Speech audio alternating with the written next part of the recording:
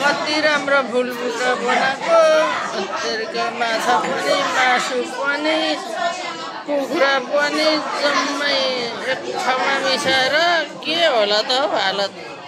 लाउनु सुँगुरको मासु अरे कति राम्रो फेरि यो कुखुराको मासुमा मिसाएर डुबाइदिनु पर्ने के हो के कति राम्रो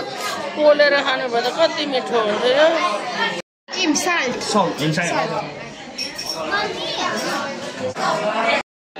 चाइनिज खानाहरू के हो जस्तो उतो माछाको अन्डा अरे अनि यो हटपट यहाँनिर हटपटमा मासुहरू पाक्दैछ दुई कोठामा दुई खालको मासु पाकिरहेको छ यो के हो फेरि यो मिसाउनु पर्ने अरे यो खाइदिनुहोस्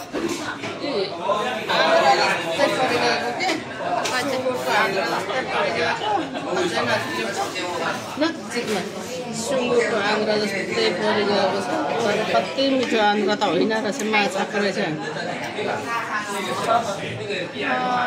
यम्मी